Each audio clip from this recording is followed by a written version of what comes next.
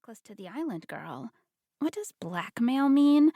Which meant I had to fill in the blanks myself, creating an even more dizzying web of amnesia plot lines and secret agendas on top of the existing ones.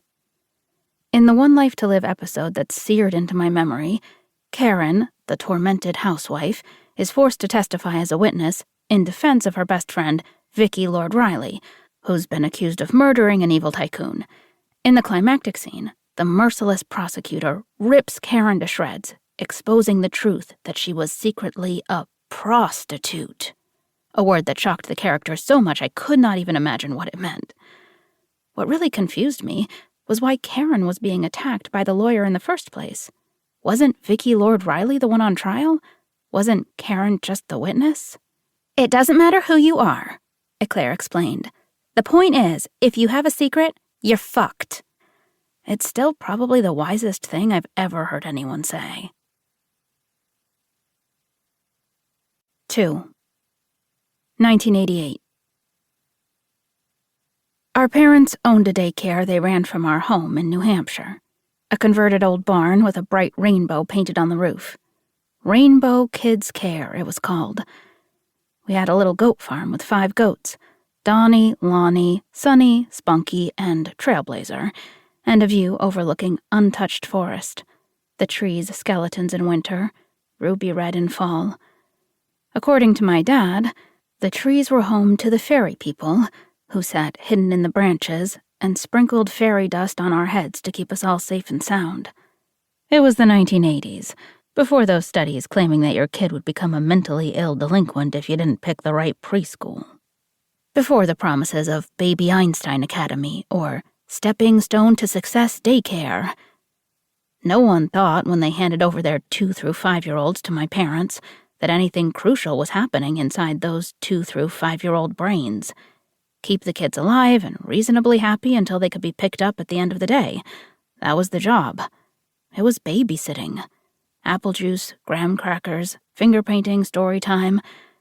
I remember it all feeling pretty simple. Then again, every speck of my memory has been turned over, interrogated, and second-guessed to the point where I hardly know what I remember and what I don't. The day after she graduated high school, Eclair put us all in the rearview mirror and moved to Miami, about as far away from New Hampshire as a person could get while still technically being in America. Her dream was to be a backup dancer for Gloria Estefan, get discovered, and be propelled to stardom. She soon had a whole life of her own, a wardrobe comprised entirely of leopard print, a boyfriend with a car phone and his own exercise videotape company called Bangin' Beach Bods, and her trips home were brief and infrequent. Without her around, Days of Our Lives and One Life to Live lost their magic, and I stopped watching them. I'd gotten sort of nerdy and preferred books anyway. In the woods, there was an old shed kids called the Witch Hut, and I practically lived there, reading and listening to my Walkman and doing nothing. But what were you doing in the woods?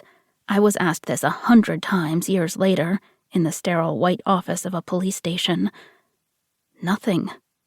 I was doing nothing. Adults seem to forget that between the grind of childhood, art time, nap time, snack time, and the grind of teenagedom, soccer practice, homework, party, there is a brief, sweet set of years where no one cares what you do, and you roam free. How could I explain the idle magic of these afternoons without sounding insane? That I collected rocks and gave them names, that I imagined clouds had personalities, that I believed animals would talk to you if they trusted you. Walking, practically losing my identity as I followed a red fox for miles into the forest.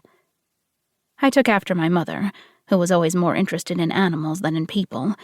The 2 of us would discuss our animal neighbors endlessly, like a pair of ladies gossiping at the hairdresser, except instead of so-and-so got drunk and wrecked his truck or so-and-so is sleeping with the mailman, it was the black bear found a new patch of berries, or the skunks' babies all had pure white tails.